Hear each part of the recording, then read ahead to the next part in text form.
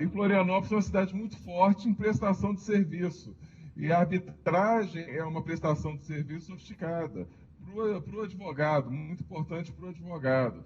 Você tem estudos que a arbitragem cria renda para o advogado. Vocês estão conseguindo me ouvir bem? Ótimo.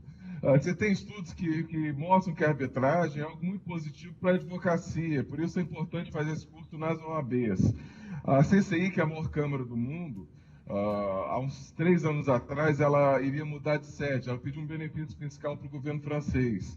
E ela apresentou um estudo mostrando que a existência da CCI na França gerava 200 milhões de euros por ano para o país. Aí você vai dizer que em honorários de advogados, que os honorários da arbitragem são mais caros do que os honorários da advocacia normal. Você abre mais empregos na arbitragem, porque no contencioso normal você tem um advogado para cada lado. Na arbitragem você tem os árbitros também. Você abre trabalho para as pessoas de PI, porque você vê o uso da tecnologia mais intenso. Você abre trabalho para hotelaria. Então, é estratégico para a advocacia. Logicamente, a arbitragem no Brasil não vai trazer as centenas de milhões de euros que traz na Europa, mas vai trazer muitas oportunidades. Então, é muito estratégico que cada uma das ordens incentivem a arbitragem nos seus respectivos estados, especialmente Santa Catarina, que é um exemplo de boa prestação de serviço e é um exemplo de lugar que as pessoas vão, né? As pessoas vão porque acham que Florianópolis é um lugar diferenciado em termos de qualidade, de educação. Então, queria abrir essa minha fala parabenizando o Marcelo, que é um amigo de grande data e um dos maiores advogados do Brasil. A presença do Marcelo em Florianópolis já mostra a alta qualidade de serviço que vocês têm na cidade de vocês. Porque o Marcelo é um advogado respeitado no Brasil todo, como realmente uma referência em contencioso, especialmente em contencioso de construção. Pouquíssimas pessoas no Brasil entendem como o Marcelo, é a pessoa para você ligar quando você tem uma coisa muito complicada. Então, o fato dele estar em Florianópolis mostra o quão sofisticado é o mercado de vocês. E o Rodrigo também por dar esse apoio e a ESA, né, porque isso é muito importante, isso é uma onda que vai acontecer em Florianópolis e está acontecendo em outras cidades. Aconteceu no Rio, aconteceu em São Paulo, aconteceu em Belo Horizonte, está acontecendo em lugares como Manaus e vai acontecer em Santa Catarina, e é muito importante que o advogado esteja preparado, porque a arbitragem é uma realidade, não é um sonho. Eu comecei a fazer arbitragem em 1993, porque eu era assistente de um professor que hoje em dia, graças a Deus, está vivo, mas está bem velhinho, chamado Teófilo de Azeredo Santos. E ele era o representante do Brasil na CCI. E não existia a arbitragem no Brasil. E tinha uma vaga de estágio. E ele me mandou lá, dizendo, ninguém quer isso, vai lá você. Eu fui, aprendi um pouquinho. Quando começou a ter arbitragem, eu comecei a fazer, e graças a Deus estamos no escritório grande, eu consegui fazer uma prática hoje. Nós somos talvez o segundo maior escritório com o maior número de arbitragens no Brasil, por isso que eu não consegui ir aí, mas de coração partido. Mas é uma experiência que veio de o que eu vejo hoje em dia, do meu início para agora, é um crescimento de 20% ao ano do número de arbitragens. Esse crescimento é chinês. Não existe nada que cresça tanto assim. Isso vai se espalhando em termos de diminuição de valores da causa e também vai se espalhando geograficamente. Então, a arbitragem vai chegar forte em Santa Catarina e vocês precisam estar preparados para isso. Em segundo lugar, da questão dos contratos.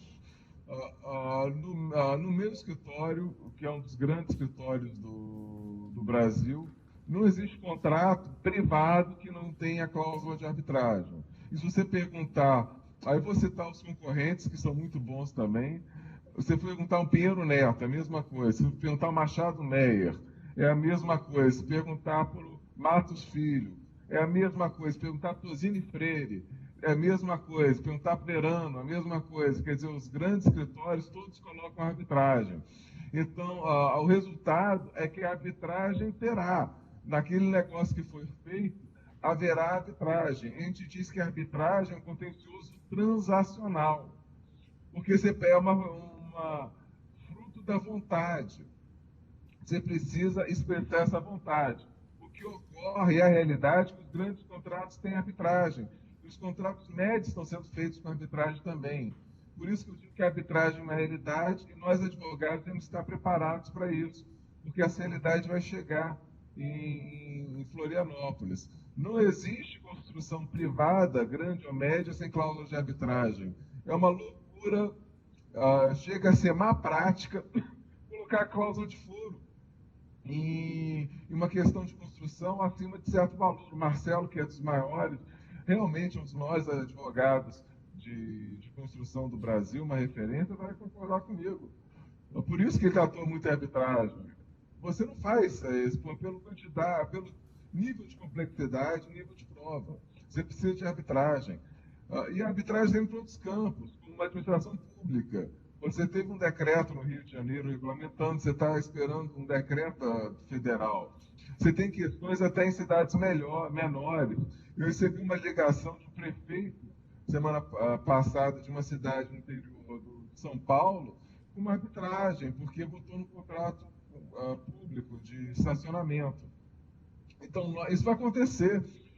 Em Santa Catarina também, você tem cidades enormes ali, como Blumenau, Joinville, Lages, Camboriú. Vocês têm Chapecó, tem uma realidade muito diferente do resto do país, vocês têm umas 10, 15 cidades muito grandes. Isso vai acontecer, que vão contratar com a administração pública. Os portos normalmente têm, e vocês são muito fortes na área portuária, também tem a arbitragem com a administração pública. Então, vocês é uma realidade. E aí eu faço o link com o curso. Por que nós fizemos o curso? Esse curso está indo para o 11º ano no Rio de Janeiro. As dimensões foram teóricas. Só que os alunos sempre sentiram uma dificuldade de como fazer a arbitragem na prática. Eu diria que a grande resistência que a gente tem à arbitragem é o desconhecimento. Ninguém entra num jogo cujas regras não conhece. E aí eu vou citar um colega nosso, coordenador, que não está aí, que é bem carioca, que fala uma cariocada que é bem típica, que ele diz o seguinte: o problema de arbitragem é que se você não conhece, você toma uma volta. O que quer dizer isso? A arbitragem é um procedimento diferente. E muitas vezes a arbitragem acaba não se envolvendo como poderia em certos lugares, que as pessoas desconhecem o procedimento e ninguém mergulha no escuro. Então a gente fez esse curso, mas não é só geograficamente, não é só aí, não é só em outros lugares, no Rio de Janeiro também, em São Paulo também. E as pessoas tinham uma dificuldade, que é o seguinte: como é que eu vou fazer a arbitragem com como é que você vai fazer a arbitragem se você não conhece o procedimento e o procedimento tem uma dificuldade, digamos assim, física. O processo, como é que acontece? No processo judicial, você começa como estagiário. Você vai e você vai e fica ali olhando, você tira boleto. Hoje em dia nem existe tirar boleta mais, tanto que o processo eletrônico, mas você vai fazendo você vai fazendo peças de menor complexidade. A arbitragem, você tem duas dificuldades para a prática da arbitragem. A primeira é que o processo é confidencial, então eu não posso fazer como os estagiários fazem, aparecer numa câmara e ficar assistindo. Em segundo lugar, é um processo complexo. Então, não existe aquele, como no processo civil, dizendo: o estagiário chega, vai fazer as coisas de pequenas causas, vai fazendo aquela petiçãozinha disjuntada e vai tocando uma execuçãozinha simples, aí depois vai pegando as coisas mais complexas e vai subindo. O degrau inicial da arbitragem é alto. E quando a gente começou a dar o curso, as pessoas disseram, tudo bem, a teoria é linda, mas como é que esse animal? Você é como, eu sinto como andar de bicicleta, né? Como é que eu vou dar um curso teórico de andar de bicicleta? Você tem que andar de bicicleta. E aí o Lucas, que foi aluno da primeira turma, e também aí foi estudar na Inglaterra, fez mestrado na Inglaterra aqui em Queen Mary, que talvez seja a universidade mais especializada em arbitragem da Europa, dizendo, vamos fazer uma simulação. E aí a gente tem nesses vários anos feito um curso que tem uma metodologia muito específica, que é um curso de como andar de bicicleta. Então, é um curso que tem uma parte teórica, mas é um curso realmente prático. É um curso para simular exatamente como é uma arbitragem. Toda a nossa preocupação pedagógica é fazer a simulação a mais próxima possível. A gente faz a simulação no Rio de Janeiro, toda dentro da Câmara, na maior Câmara do Rio de Janeiro. Igualzinho, exatamente igual, usando funcionários iguais. Nós tivemos aula de teatro para fazer a simulação, nós tivemos aula de oratória. Então, tem toda uma metodologia que é diferenciada, que a gente está trazendo para vocês, e esse é o propósito do curso, então vocês entendam esse curso. É um curso que dá um verniz teórico, mas entra muito na prática, porque esse é o objetivo, é andar de bicicleta com vocês, para vocês saberem o que é arbitragem na prática, como se vocês estivessem num procedimento arbitral. Para, citando o meu colega, vocês não tomarem uma volta. E aí, o que é o prático aí o que a arbitragem é diferente? Assim, eu vou falar aqui, vou me reservar o direito de falar por uns 40 minutos, para tentar explicar para vocês o que a arbitragem é diferente do processo judicial. Porque assim vocês entendem o instituto da arbitragem. A arbitragem é um meio privado de solução de conflitos. E ela é a pedra fundamental da arbitragem, é que ele é um sistema diferente do sistema judicial. Quer dizer, teoricamente, eu vou dar o salto da teoria para a prática, teoricamente, a arbitragem é tido como um sistema inseparável. Quer dizer, você tem um sistema da resolução judicial dos conflitos e você tem um sistema da resolução privada dos conflitos. O sistema sendo privado, não se aplicam as regras estatais. E essa é a grande dificuldade da arbitragem, a grande beleza. Todo ônus tem um bônus, né? A beleza e aí eu sempre cito aí o Antônio Abujanra, que era um grande diretor, tinha um programa de entrevistas na TV Educativa, no final ele sempre chegava e botava o entrevistado numa saia justa, que ele chegava e fala sobre o que você quiser, vá, se enforque na corda da sua liberdade. E na verdade a liberdade é uma corda que a gente pode se enforcar, né? Imagina se eu chegasse para qualquer um de vocês e dissesse, agora vocês têm 1 minuto para falar qualquer coisa. Provavelmente vocês ficariam calados se vocês não tivessem se preparado para isso. A arbitragem gera esse mal-estar pela liberdade, porque o sistema é diferente, não se aplica o Código de Processo Civil. Então cabe, mas a gente vai pensando, se a arbitragem é totalmente livre, significa que a arbitragem é o caos? Não, não é o caos. Porque existem duas linhas para seguir na arbitragem. A primeira é o seguinte, apesar de não se aplicar o Código de Processo Civil, se aplicam 4 grandes princípios. Então, sempre vai se conduzir a arbitragem de acordo com esses 4 grandes princípios. O princípio da ampla defesa contraditória, que aliás é um princípio constitucional, e daí ele se aplica, mesmo se não tivesse escrito, mas está escrito expressamente na lei de arbitragem. Então, o primeiro grande princípio da defesa contraditória. O segundo é da igualdade das partes, então tem que ser tratado de maneira igualitária. O terceiro princípio é da independência e imparcialidade do árbitro. Então, o árbitro não é um funcionário público. A arbitragem depende da confiança que se tem no sistema, então o árbitro tem que ser independente e parcial. E o quarto elemento é o elemento do livre convencimento. Então, o árbitro decide como ele considera que é correto. Então, esses são os 4 princípios da arbitragem. O procedimento tem que seguir esses 4 princípios.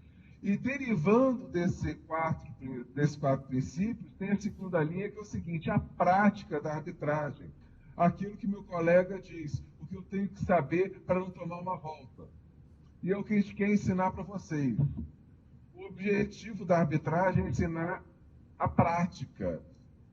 Isso, se a gente for estudar a sociologia moderna, ela mostra que nos fenômenos sociais, além das regras escritas, importantíssima é a prática, que são as pessoas que entendem do assunto, que exercitam uma certa atividade, ao longo do tempo vão construindo um uso e costume, vão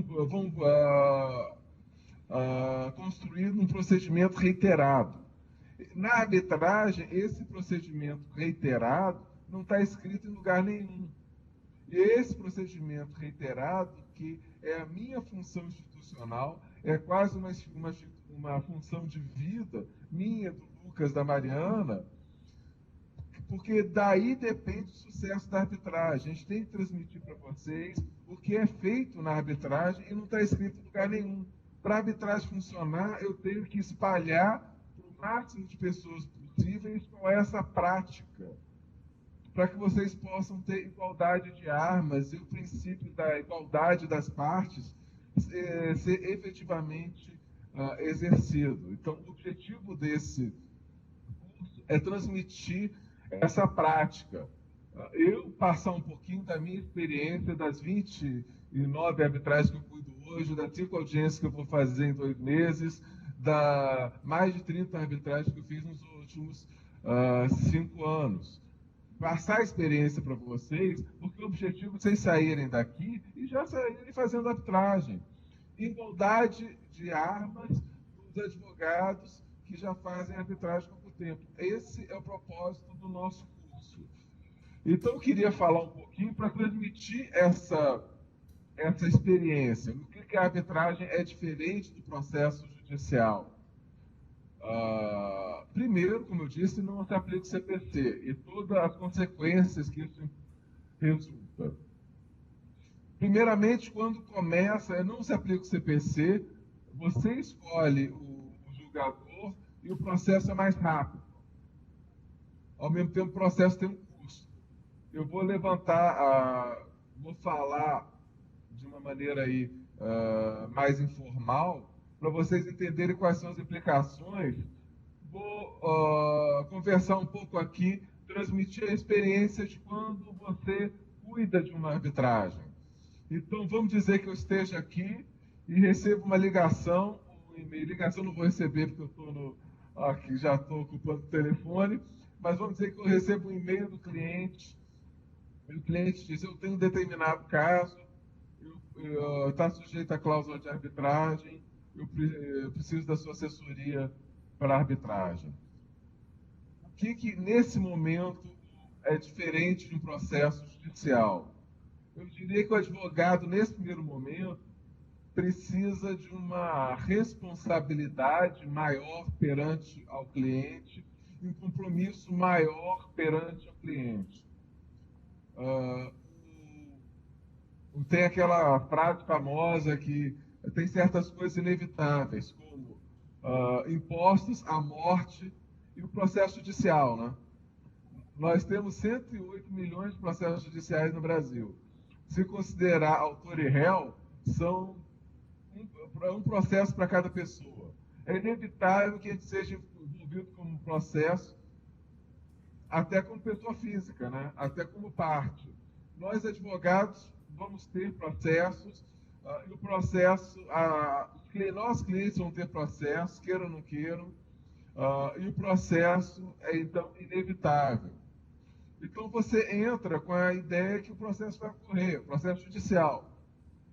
A arbitragem depende de uma escolha, porque o nosso sistema que o Estado fornece é o sistema judicial.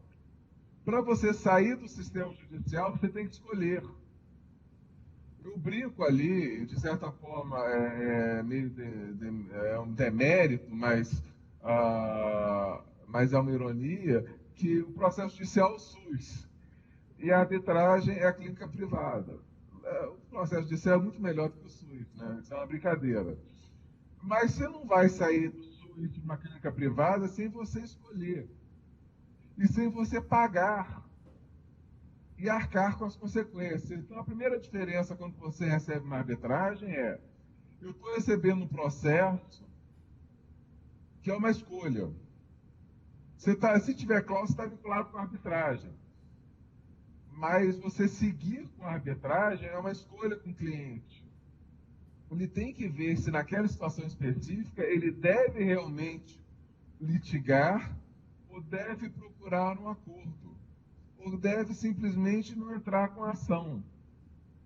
A arbitragem tem mais consequências do que um processo judicial, porque ela é mais rápida e mais cara. Então, o processo judicial, você vai no automático. O advogado, quando recebe uma arbitragem, ou quando o cliente vai propor uma arbitragem, ele está se comprometendo com o custo da arbitragem, que é mais caro, ele está se comprometendo com o seu tempo pessoal pela dedicação que a arbitragem demanda. Daí, o advogado não pode entrar no piloto automático. Ele deve estudar o caso e fazer uma análise prévia profunda. Isso é chamado em inglês de pre-case assessment. É extremamente importante isso. Se a gente for ler o nosso código de ética, ele manda que o advogado não coloque o cliente em aventura jurídica. Mas até brincando, de novo, e desculpa eu ser um pouco irônico, mas a gente sabe que o cliente é o nosso maior inimigo. Ou melhor dizendo, o cliente é o maior inimigo dele mesmo. O cliente às vezes coloca na cabeça que tem que entrar com ação judicial e induz o advogado a erro. Então, apesar de ter obrigação no nosso código de ética de não entrar em aventura jurídica, às vezes nós somos levados, nós somos arrastados a uma aventura jurídica até pela atitude do cliente. Nós temos que proteger o cliente dele mesmo. Não ter arbitragem, um processo é intenso e mais custoso, nós temos que chegar, olha, primeira coisa, vamos fazer uma análise. E o que consiste essa análise? Analisar a questão jurídica. Isso nós advogados somos bons. Eu normalmente não vejo problema na advocacia. Eu dou muita aula para advogados jovens, eu tenho esse grupo de advogados jovens que eu tenho o prazer de conviver. Normalmente, os nossos advogados são excelentes do ponto de vista de direito. Talvez o que nós precisamos melhorar é na questão de fato e na questão técnica. Essa é a grande dificuldade que a gente tem quando recebe um caso. Nós somos, às vezes, muito lenientes com as informações que nós recebemos dos clientes. O cliente conta uma história com E, não uma história com H. E nós acreditamos na história.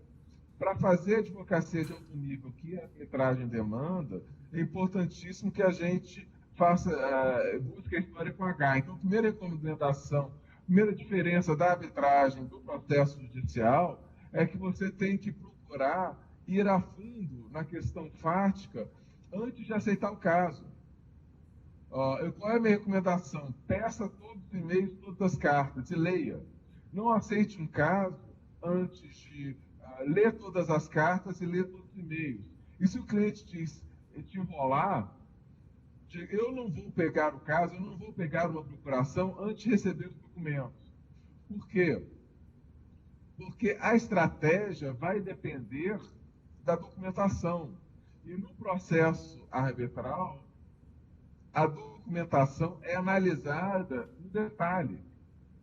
O árbitro é um juiz privado que tem tempo para ler tudo e vai ler tudo. A primeira pessoa que tem que ler tudo é você, advogado, porque o árbitro vai ler. No processo judicial, infelizmente, na maioria dos casos, ninguém lê nada. O advogado não lê nada, o juiz não lê nada. Na arbitragem, todo mundo vai ler tudo. Você, advogado, tem que ser o primeiro, porque o árbitro vai ler aquilo. O advogado da parte contrária vai ler. E vai levantar os casos, inclusive as questões mais sensíveis. Então, cabe a gente fazer uma análise fática dos documentos muito profunda, orientar direito do cliente. E outro caso que é extremamente importante é a questão da prova técnica. E daí está aí o Marcelo para me comprovar. A perícia é feita no detalhe. Você tem, nas audiências, você tem um dia, normalmente, só da parte técnica. Você vai discutir ociosidade, você vai discutir em obra, você vai discutir caminho crítico em obra, você vai discutir avaliação de empresa, você vai discutir EBITDA, você vai discutir patrimônio líquido, no detalhe, na linha.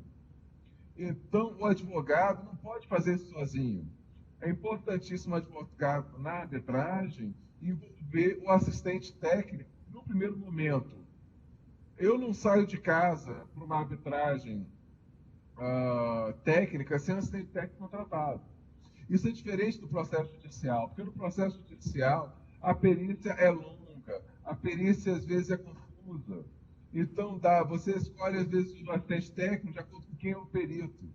Então, você pode, de certa forma, ser mais leniente. Na arbitragem, não. A arbitragem é um método mais profundo de resolução de conflito.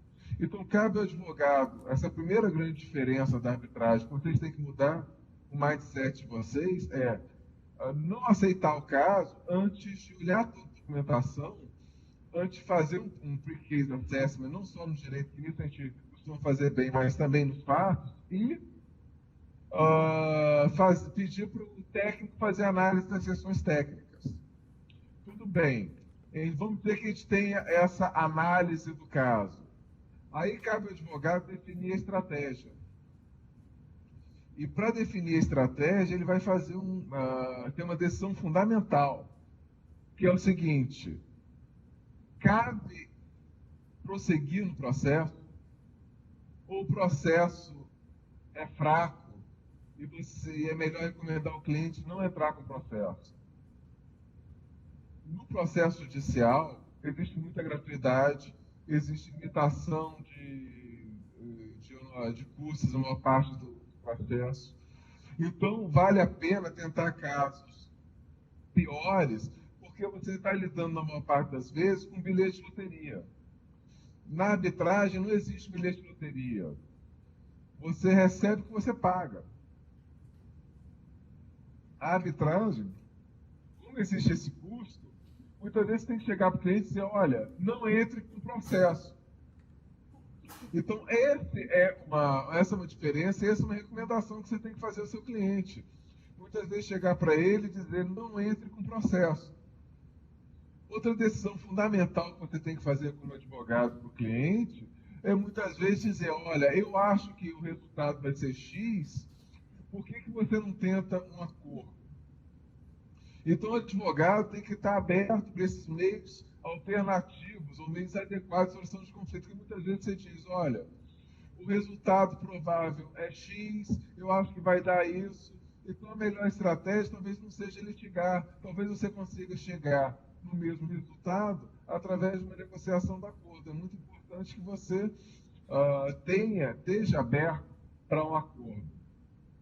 E aí eu abro um parênteses para explicar uma confusão que se faz muito frequentemente, que é a confusão entre arbitragem, mediação e conciliação. Todos eles são métodos adequados de solução de conflito, mas não são a mesma coisa, na verdade são muito diferentes. Uso dizer que a arbitragem é muito mais próxima do processo judicial do que a mediação e a conciliação. Mas como a mediação, a arbitragem e a conciliação são jogados no balaio de métodos adequados de solução de conflito, ou métodos extrajudiciais de resolução de conflito, as pessoas acham que são a mesma coisa e às vezes elas vão para a arbitragem como queriam fazer uma mediação, como queriam fazer uma conciliação. Deixa eu explicar. Você tem três tipos de formas de resolver conflito. Isso é muito esquecido na faculdade. Nós fazemos algo muito errado nas nossas faculdades. Nós estudamos processo civil, quando nós deveríamos estudar conflito.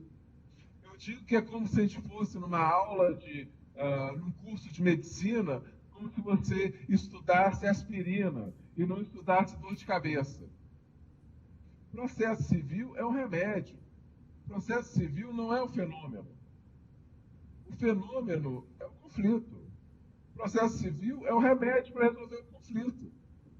Só que existem vários remédios. Você tem aspirina, você tem Tilenol, você tem Novalgina, dependendo do tipo da dor de cabeça que você tem, um deles é melhor. Dependendo do conflito que você tem ferramentas melhores. Uma ferramenta, então, três principais tipos de resolução de conflito. Primeiro, o uso da força, que é excepcional, mas às vezes você pode ser feito como estado de necessidade ou legítima defesa. A segunda forma de resolução de conflito é a autocomposição, quer dizer, quando as partes chegam sozinhas, por livre e espontânea vontade, à resolução desse conflito. E o terceiro método é a heterocomposição. A heterocomposição é quando se delega um terceiro. O que aconteceu no Brasil é que a gente é formado, deformado e conformado com o processo judicial. A ferramenta primária é o processo judicial, por questões culturais. O brasileiro adora o Estado, então o brasileiro se agarra no processo judicial. Qualquer coisa o brasileiro diz, eu vou te processar. O Brasil é o único país que você vai para o estádio de futebol, você tem um juizado. Você vai para um shopping, você tem juizado. Você vai para o aeroporto e tem juizado. Então a gente pensa que resolver conflitos é processo judicial. E por isso que tem essa ideia de um lado, o processo judicial e do outro lado, os meios alternativos. Alternativo a quê? Alternativo ao processo judicial. Então, a própria pecha de método alternativo, ele tem um significado incorreto. É como se você tivesse que sempre ir ao processo judicial, e quando você não fosse processo judicial, é algo alternativo. É como se a arbitragem fosse algo como meditação, yoga. Não é isso, gente. É uma ferramenta, são ferramentas tão válidas quanto o processo judicial. Por isso que o correto é falar de multiportas e o correto é falar de métodos adequados. Então, dentro dos métodos adequados, você tem a mediação, a conciliação, que são autocompositivos, que são os métodos que ajudam a fazer um acordo. E você também tem métodos heterocompositivos não judiciais, que são a arbitragem. Só que a arbitragem é muito mais próxima ao processo judicial do que a mediação e que a conciliação, porque é um processo heterocompositivo. Você delega um terceiro resolver. Então, se você quer, é um método de briga. Então, se você não quer brigar, você não vai para a arbitragem, você vai para a mediação e vai para a conciliação. Eu vou também agora, vou aproveitar para passar um pouquinho aqui de experiência de vida. Apesar da arbitragem ser um método conflituoso, ele é muito mais cavalheiresco do que o processo judicial. Então, na arbitragem, por favor, senhores, tem um modus. Você tem que ser cavalheiresco, tem que ser mais amigável. Não por uma questão ideológica, mas por uma questão estratégica. O processo judicial, ele é agressivo porque o juiz está soterrado de processos. Então, você precisa ser agressivo para ser notado. Quando você está num processo judicial, você está no meio de uma multidão. Se você não gritar, você não é ouvido. Agora, a arbitragem, ele é um processo customizado. Você está sentado na frente do julgador. Ele tem tempo para te ouvir. Se você está sentado, almoçando com alguém, e você começa a gritar, aí é falta de educação. Vamos pensar, o Joaquim é maluco. O Joaquim não tem modo. Por isso que a arbitragem é mais cavalheiresca. Porque você não, a pessoa está prestando atenção. E daí, se você for agressivo, você está agredindo não só a parte contrária, está agredindo também o julgador. Quem fala com uma voz estridente dói o ouvido de todo mundo.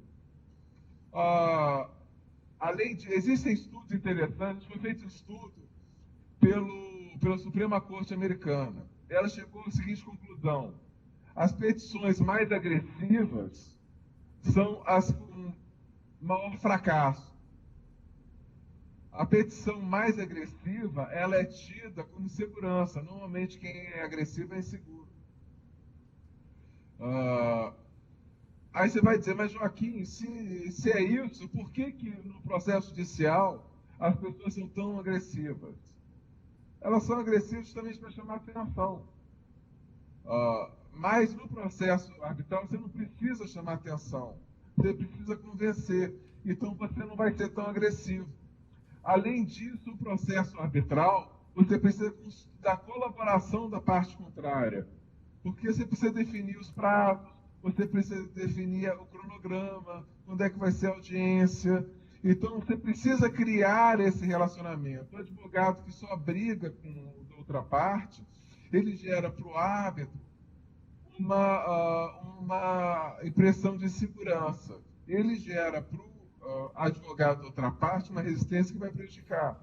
Então, na arbitragem, você tem que ser mais cavalheiresco, mais bem educado. Mas isso não significa que não seja um processo contencioso. Então, você precisa ser aguerrido, você precisa falar as verdades duras. E se você não quiser fazer isso, não vá para a arbitragem. Como se diria, se você não quer brigar, não desce para o parquinho. A arbitragem é um parquinho mais clean. Mas é um parquinho, é um ringue. É um ringue de esgrima, não de MMA, mas é um ringue. Se você quer um acordo, vá para conciliação e mediação. Dito isso, existe muito mais acordo em arbitragem do que existe em processo judicial. Por duas questões. Primeiro, o processo é mais rápido. Então não adianta enrolar. Aquela história que você vai passar 20 anos para ser condenado no processo judicial, na arbitragem a média é 1 ano e meio. Então o tempo é inimigo do devedor na arbitragem. Por isso que existem mais acordos. O empurrar com a barriga não funciona tão bem na arbitragem. O segundo lugar é uma questão de assimetria de informações. Eu estava brincando com meus clientes, mas passando também experiência de vida. Nunca um cliente bateu na minha porta dizendo que não tinha direito. Os clientes sempre acham que tem direito, mesmo quando não tem. Porque existe uma coisa chamada assimetria de informação. Existe a minha verdade, existe a sua verdade, existe a verdade que o juiz ou o árbitro encontra e existe a verdadeira verdade. Ninguém sabe a verdadeira verdade desde o começo. A arbitragem que vai mostrar. Como a prova na arbitragem é mais bem feita, a verdade surge mais rápido.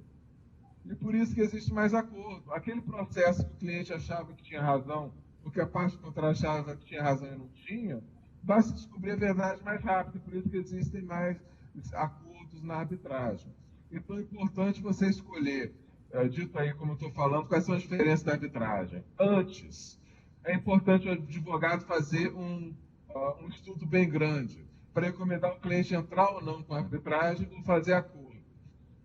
Durante, vamos lá, entramos com a arbitragem. Qual é a diferença como advogado? O procedimento é diverso, a prática é diversa. e é diversa em diversos aspectos. O primeiro aspecto é a própria forma de petição. Eu vou separar, já que eu tenho o Marcelo também processualista, e Marcelo não bate em mim, porque eu vou falar alguma coisa que não é muito técnica do ponto de vista processual. As fases do processo: fase postulatória, fase probatória, fase decisória. É, é, não é muito técnico falar isso, porque não existe fase estanque. Mas eu vou usar essa aproximação para o ponto de vista didático. Existe sempre no processo uma fase mais postulatória. Minha experiência aqui como advogado, ela é muito diferente na arbitragem do que ela é no processo judicial. Porque no processo judicial você tem que, na petição inicial, falar tudo. Na resposta, na contestação, contestar tudo, sob pena de preclusão. Na arbitragem, não. E essa é uma diferença muito grande. Na arbitragem, a arbitragem seguiu a prática norte-americana, porque as primeiras pessoas a fazerem arbitragem no Brasil ou tinham feito arbitragem nos Estados Unidos ou estavam influenciados por escritórios americanos ou ingleses. Então, eles seguiram o processo civil inglês-americano, não seguiu o processo civil brasileiro. Nos requerimentos de arbitragem, você não precisa falar muito. O melhor é falar pouco. Você tem que apresentar um sumário. Os regulamentos têm que ser um sumário. E a contestação, que é chamada resposta, diz também é sumário. Então, isso é muito diferente para nós advogados.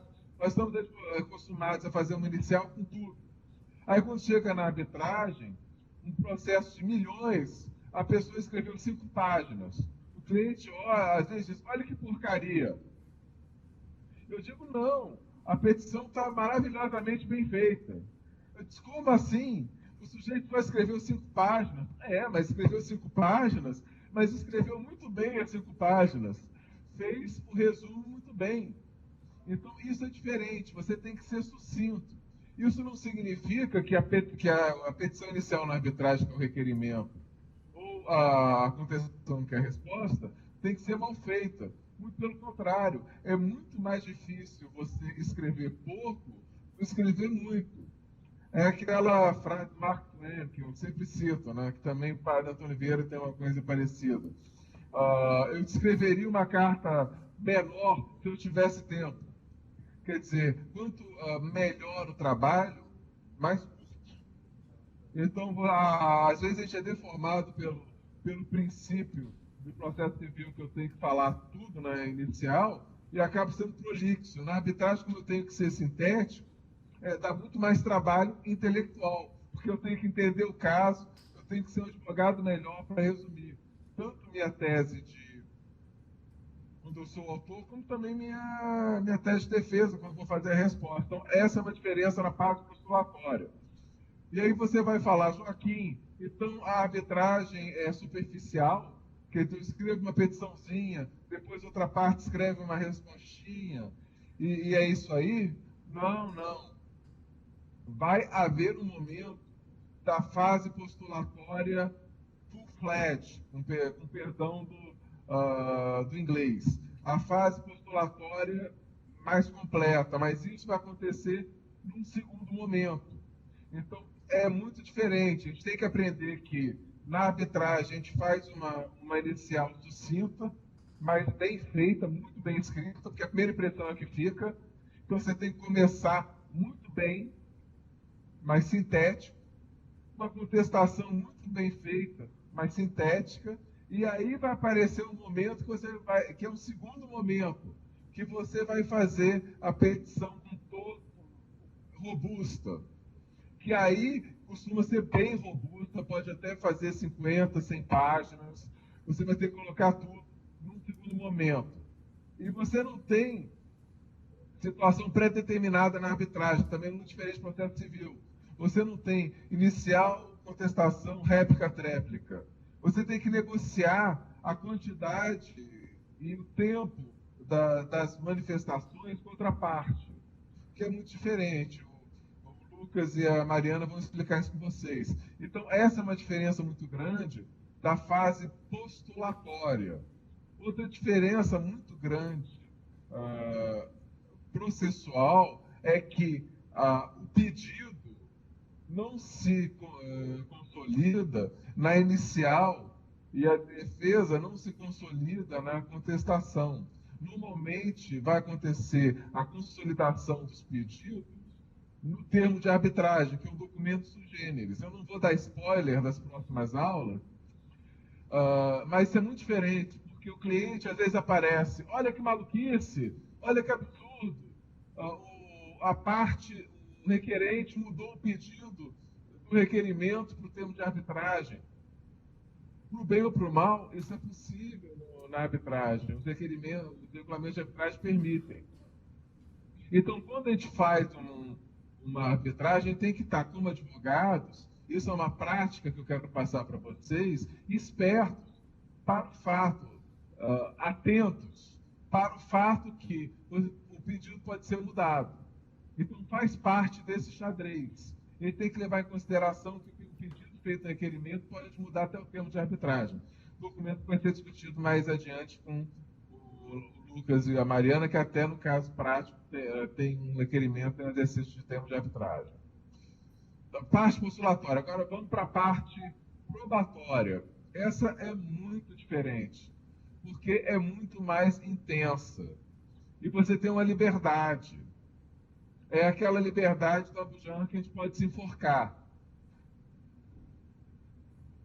O modo de se produzir prova é diferente, porque não se aplica o CPC. Vamos falar dos principais tipos de prova. Prova documental. Você normalmente pode apresentar documento até determinado momento.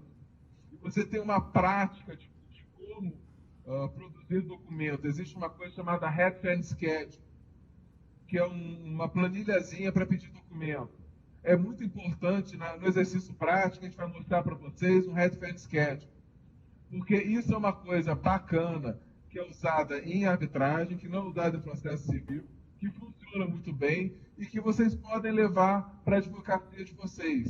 É uma dica. Aliás, a beleza desse curso é que o que a gente vai ensinar para vocês serve não só, principalmente sobre a maneira de produzir provas, serve muito para arbitragem, mas se estende a qualquer tipo de advocacia. As dicas de como fazer um bom pedido de documentos, isso vocês levam para o processo judicial também. Essa dica do Red Fan Sketch, da planilhinha, vocês podem usar no seu processo judicial também. Inquirição de testemunha, que é o próximo caso. A gente vai bater muito em vocês como fazer uma boa inquirição de testemunha. As técnicas servem também para processo judicial. Prova técnica. Então, vocês também fiquem atentos para isso. Voltando aí na questão da fase probatória. Tem a prova documental, como eu disse, ela é mais sofisticada e você tem que fazer um Red Fan Sketch, que vai ser explicado para vocês. Então, é um elemento diferente. Parte testemunhal. Essa é a mais diferente na arbitragem. E por isso, no caso prático de vocês, o ponto alto é a audiência. E na audiência vai ser dividida entre sustentação oral e entre inquirição de testemunha. É muito diferente. A gente tem um videozinho que vai mostrar para vocês, porque a prova testemunhal é o ponto alto da arbitragem, ao passo que no processo judicial, com perdão, é conhecido como a prostituta das provas. Então não existe algo mais diferente entre o processo judicial e o processo arbitral do que a prova testemunhal, porque está levando a prostituta para o meio do salão. A prostituta é a rainha, né, na arbitragem. Você tem que tratá-la muito bem. O pessoal vai dizer que por isso o pessoal se diverte com a arbitragem, né? Mas é muito diferente. Você tem que dar a prova testemunhal, tem que ser muito trabalhada com o cliente e com o advogado. O advogado tem que dominar as técnicas.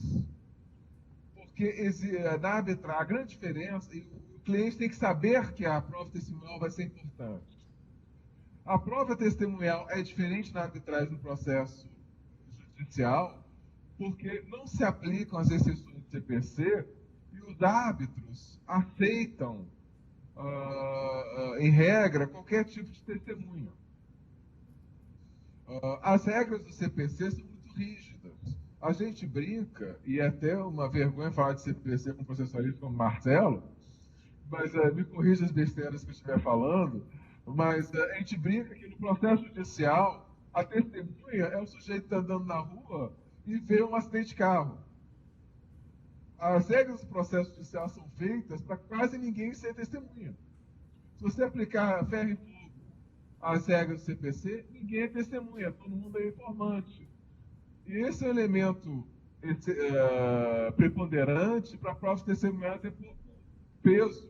Aliás, eu vou refrasear e corrigir a minha afirmativa.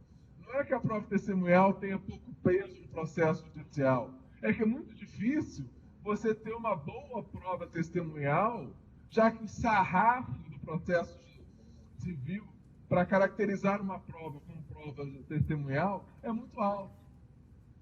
Já na arbitragem, como quase todo mundo é testemunha, o sarrafo é baixo. E o árbitro adora ouvir testemunha. Já tem, por exemplo, Pedro Batista Martins, que é autor da lei, ele sempre diz, ele é professor do nosso curso, ele sempre diz, o que eu me divirto mais é o pessoal indo lá e contar a história. Todo processo é uma contação de história. Todo processo é um storytelling. Se você sai, a diferença é que quando a gente escreve, é um livro. Quando chega na audiência da prova testemunhal, é teatro. E o teatro é mais interessante do que o livro. Então a prova testemunhal se torna mais importante e essencial para o storytelling. Como todo mundo é admitido, aquela prova vai ter peso. E cabe ao árbitro dar o peso que ele sentir, a credibilidade que ele sentir a testemunha. Então cabe, aí qual é a função do advogado? Usar as técnicas de inquirição de testemunha, que são as técnicas da inquirição direta, da inquirição cruzada e da repergunta. É chave na aula da Mariana e do Lucas. Vamos passar bastante tempo ensinando essas técnicas. São a coisa mais interessante dessa aula e é uma técnica que vocês levam para a vida e para a profissão de vocês. Como fazer inquirição direta, como fazer inquirição cruzada. Eles dão um sabor e uma cor, uma importância à prova testemunhal muito grande. Cross-examination não é filme de tribunal. Cross-examination é uma técnica muito sofisticada. A prova testemunhal funciona e tem valor porque a técnica é bem aplicada. Não é filme de tribunal. Eu vou dizer para vocês o seguinte: quando a gente, muitas vezes pessoas dizem, é um absurdo em arbitragem que se dê tanto peso para a prova testemunhal, porque a testemunha mente. E é verdade, né? Testemunha mente muito. Mas pouco importa que a testemunha minta, porque se o advogado souber usar as técnicas, ele vai desmascarar a mentira. O sistema da arbitragem, da prova testemunhal funciona bem, porque você coloca a testemunha, ela vai falar qualquer coisa. Usando as técnicas, o advogado consegue fazer seu caso pelo direct examination, e o advogado da outra parte vai desmoralizar a testemunha e mostrar a mentira pelo cross-examination.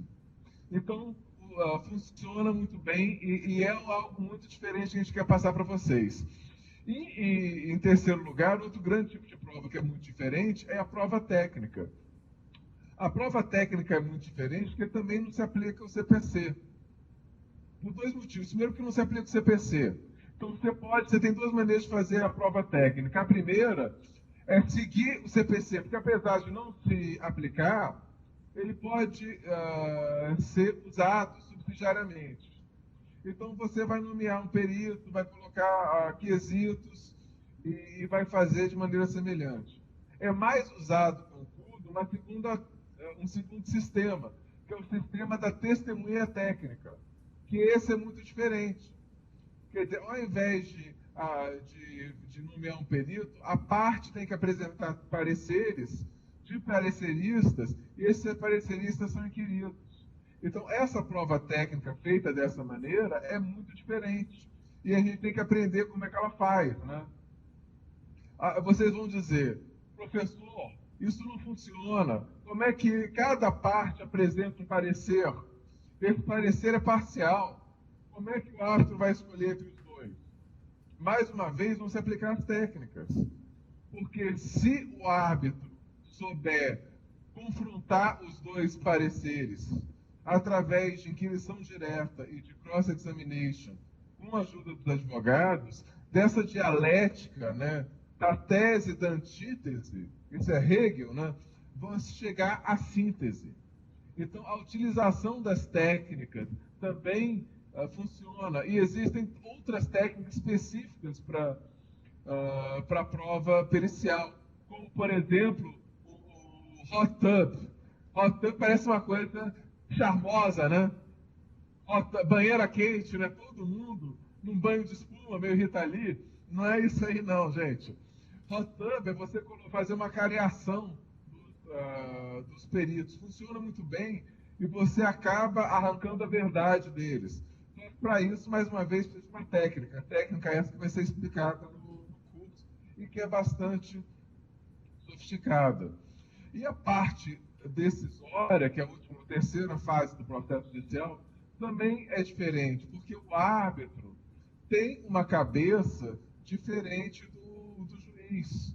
Você escolhe o julgador, então o resultado vai ser diferente. E aí isso gera um dever-poder. Isso é Schopenhauer, mas também é o Homem-Aranha, né? Quanto maior o poder, maior a responsabilidade. Aquela frase famosa do Homem-Aranha, que na verdade é de Schopenhauer. O decisor é o árbitro. Quem escolhe o árbitro? As partes. Então a gente tem um poder, mas a gente tem uma responsabilidade. Tem isso também a gente discute nesse curso, tem toda uma técnica de escolher o árbitro. O árbitro tem que ser independente e imparcial. Quer dizer, não é essa escolha. Às vezes as pessoas criticam, quem não conhece a arbitragem, critica a arbitragem, dizendo que a arbitragem é uma bagunça, porque você pode escolher o seu julgador, então você vai escolher alguém que vai votar a seu favor. Não, nada disso. A lei é clara que o árbitro tem que ser independente e imparcial, e se você escolher alguém com alguma ligação com a parte, a pessoa vai ser impugnada. E, na verdade, a comunidade arbitral é uma comunidade muito próxima. Então, se você escolhe, se uma pessoa começa a agir, se um membro do tribunal arbitral começa a agir de maneira parcial, ele é isolado pelos outros. Existe uma brincadeira que a gente faz, que é do árbitro do vinho, que é o seguinte: se você escolhe um árbitro, alguém escolhe um árbitro, eu nunca vou fazer isso porque isso é errado, mas alguém escolhe um árbitro parcial, e por acaso essa pessoa acaba não impugnada, porque eu te digo, 99% das vezes a pessoa é impugnada e sai. Então já é uma estratégia errada por princípio, porque sempre falha. Mas vamos pensar que, por um acaso, a pessoa fique. Os outros árbitros vão perceber o que está acontecendo e vão isolar. Então ele vira o que a brincadeira chama de árbitro do vinho, que ele não é ouvido para nada. Ele só é ouvido para escolher o vinho na hora do almoço. Então, eu sempre cito o poeta Jorge Benjor, que você tem que ser honesto, malandro tem que ser honesto com malandragem. Quer dizer, na arbitragem não funciona a malandragem, na arbitragem funciona a honestidade. O maior malandro na arbitragem é aquele que é honesto. Então você tem que nomear um árbitro independente e imparcial. Isso quer dizer que você vai nomear qualquer um você não tem influência. Lógico que você tem influência, mas aí que está. Você tem que nomear o A, é uma responsabilidade imensa. Porque você tem que escolher alguém que é independente, imparcial, mas alguém que vai votar a seu favor. Mesmo você não tendo nenhuma relação com essa pessoa. Então é um jogo de xadrez altamente sofisticado. Você tem que escolher alguém que você acha que vai votar a seu favor, mas sobre a qual você não tem nenhuma influência. Como é que você vai fazer isso? Você vai fazer isso conhecendo a pessoa. E essa é a dificuldade. Você tem que ler, você tem que conhecer o caso profundamente, você tem que conhecer os hábitos profundamente e fazer o match entre o caso que você tem e o árbitro. Então, vou dar um exemplo. Se você tem um caso de construção, tem advogados que têm uma visão mais flexível da construção e tem advogados dizendo, você tem que aplicar o contrato, você não revê o preço nunca, você não pode atrasar a obra nunca. Você vai nomear, se você está através do dono da obra, você vai nomear um árbitro que pense que não pode rever o preço e não pode atrasar. Se você estiver pelo construtor, você vai nomear um árbitro que acha que pode rever o preço, que pode atrasar em certas circunstâncias. Não é que você esteja nomeando alguém biased. Você está nomeando alguém com o mindset que você quer. Isso é Ortega y Gasset. As pessoas são elas e suas circunstâncias. Não existe neutralidade absoluta. Você tem que escolher um árbitro que você acha que vai ter um viés favorável a você, mas que seja independente e parcial, que não tem nenhuma ligação com você, que não tem nenhuma ligação com seu cliente, que seja extremamente honesto. E, aliás, o árbitro tem que ser extremamente honesto, porque a gente tem que afastar da arbitragem esses males que existem em outros métodos de resolução de conflito. É nosso dever moral e nosso dever com o sistema. Então, e como é que você faz isso? Como é que você faz esse match? Você tem que estudar muito o caso, então você tem que compreender o caso, e você tem que estudar muito os árbitros. Então, por exemplo, quando eu vou nomear um árbitro, eu leio tudo que ele escolheu. Eu leio tudo que se escreveu sobre o tema. Uma questão de direito. Existem pessoas com visões mais flexíveis de direito civil e tem pessoas muito conservadoras, que têm que seguir os 4 cantos do contrato. Se eu preciso de uma visão mais flexível, eu vou pegar alguém, por exemplo, da linha de direito civil constitucional lá da UERJ. Se eu quero alguém muito rigoroso, muito literal, eu vou escolher alguém de certas, por exemplo, uma visão mais da USP, de direito civil. Eu estou fazendo alguma coisa errada? Não. Eu estou nomeando pessoas honestas, independentes e parciais. Mas eu estou escolhendo as pessoas com mindset específico. Isso é um ponto muito importante, é um ponto que a gente vai discutir em sala de aula. Então, estou chegando aqui ao meu objetivo de falar por uma hora. Eu vou parar por aqui, mas eu vou parar com o seguinte mensagem para vocês. A arbitragem é um prazer e a arbitragem é um vício. A gente dá um curso durante... Mas a arbitragem não é uma religião. Eu digo que a religião é mediação. Quem faz mediação sabe que mediação acaba virando uma religião. A arbitragem é um prazer e é um vício. Por quê? É um prazer porque nós que militamos na advocacia, que a gente tem tantos casos, e o juiz não presta atenção, o juiz não entra nos casos com profundidade. Quando a gente começa a fazer a arbitragem, a gente vê que tem pessoas de altíssimo nível julgando o seu caso, pessoas que leem suas petições, pessoas que prestam a maior atenção quando você está falando, as pessoas que inquirem a testemunha. É muito prazeroso. O exercício da advocacia da arbitragem é muito prazeroso, porque tem as técnicas de como inquirir uma testemunha, como escrever uma peça de maneira mais sumarizada, é a advocacia feita no mais alto nível. Então, o que a gente quer é espalhar a palavra, porque Porque quanto mais arbitragem a gente tiver, mais a advocacia vai estar agindo no método de resolução de conflito no maior nível. É como eu digo, a arbitragem é como um jogo de tênis, né? Você quer que o seu oponente jogue bem, porque não adianta eu sacar o outro lado, bater na bola e tacar para qualquer lado. Um jogo bom é um jogo que o adversário também seja bom.